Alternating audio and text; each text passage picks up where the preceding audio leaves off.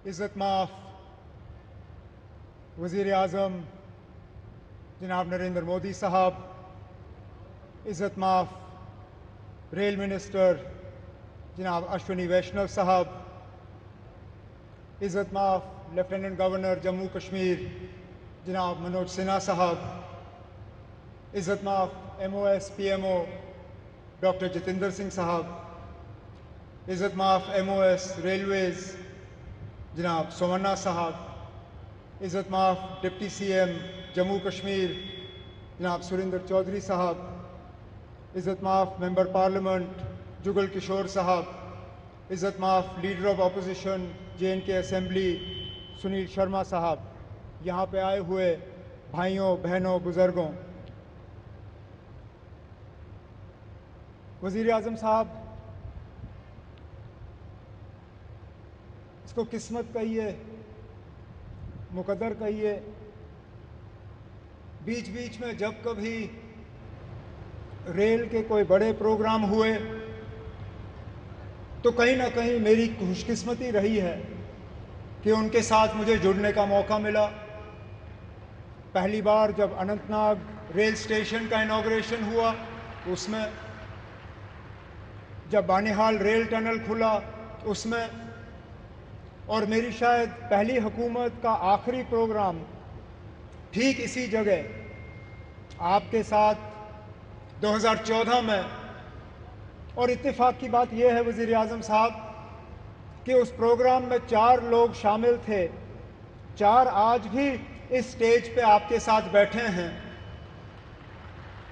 आप उस वक्त पहली मर्तबा वज़ीर आज़म बने थे, इलेक्शन के ठीक बाद आप यहाँ आए और आपने माता की कृपा से यहाँ कटरा रेलवे स्टेशन का इनॉग्रेशन किया। उसके बाद लगातार 3 बार इलेक्शन जीत के आप वज़ीर आज़म इस मुल्क के बने रहे। आपके साथ आपके MOS PMO doctor Jitendra Singh साहब, वो भी उस प्रोग्राम में मौजूद थे। यहाँ तक कि हमारे माननीय लेफ्टिनेंट गवर्नर साहब मनोज सिन्हा साहब उस वक्त MOS रेलवेज़ की जिम्मेदारी संभाले हुए थे जब यहाँ कटरा रेलवे स्टेशन का इनॉग्रेशन हुआ। और ख़ुद मैं वज़ीर आला के तौर पे मनोज सिन्हा साहब की अगर आप देखें तो माता की कृपा से प्रमोशन हुआ, मेरी अगर आप माने तो थोड़ा सा डिमोशन हुआ। मैं रियासत का वज़ीर आला था, अब UT का वज़ीर आला हूँ, लेकिन मान के चल रहा हूँ कि इसको दुरुस्त होने में अब ज़्यादा देर नहीं लगेगा और आप ही के हाथों जो है दोबारा जम्मू कश्मीर को जो है रियासत का दर्जा हासिल होगा। वज़ीर आज़म साहब, इस रेल के ख्वाब बहुत लोगों ने देखे, यहाँ तक कि कश्मीर को बाकी मुल्क के साथ जोड़ने का ख्वाब अंग्रेज़ों ने भी देखा था, लेकिन वो पूरा कर नहीं पाए।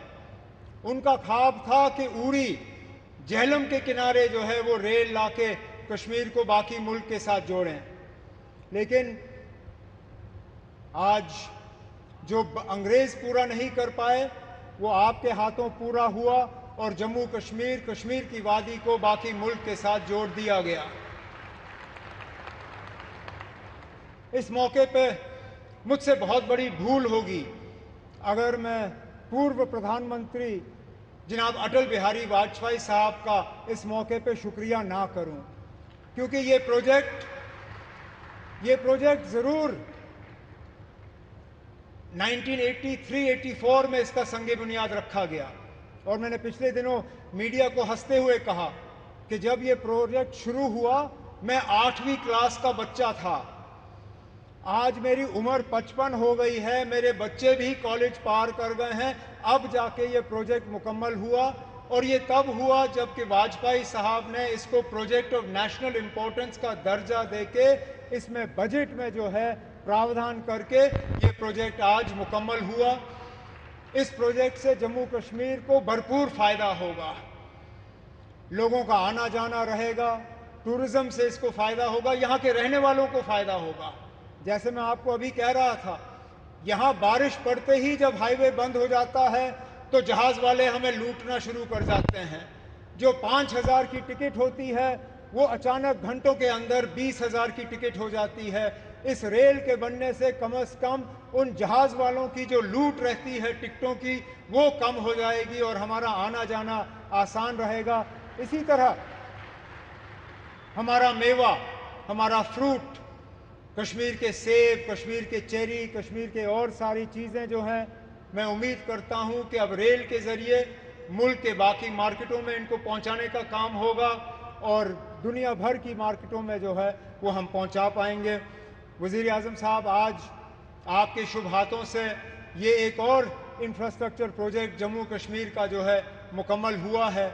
इसी तरह के कई और प्रोजेक्ट्स जो हैं वो तेज़ी से आगे बढ़ रहे हैं, चाहे जम्मू का रिंग रोड हो, चाहे श्रीनगर का रिंग रोड हो, चाहे दिल्ली अमृतसर कटरा का एक्सप्रेसवे हो, चाहे जम्मू श्रीनगर 4 लेनिंग हाईवे का काम हो, जम्मू एयरपोर्ट के एक्सपेंशन का काम, श्रीनगर एयरपोर्ट के एक्सपेंशन का काम, जम्मू ये रेलवे के नेटवर्क का एक्सपेंशन, इन सब चीज़ों को जो है तेज़ी से मुकम्मल करके हमारा पूरा इरादा है और हमारी मुकम्मल कोशिश है कि जो विकसित जम्मू कश्मीर, विकसित भारत का जो आपने नारा दिया है, उसको पूरा रंग भर के हम मुकम्मल करके यहाँ के लोगों के हवाले कर लेंगे। लेकिन आज इस मौके पे जम्मू कश्मीर के लोगों की तरफ से वज़ीर आज़म साहब, मैं आपका दिल की गहराइयों से इस मौके पे शुक्रिया और मुबारकबाद करता हूँ। बहुत बहुत शुक्रिया।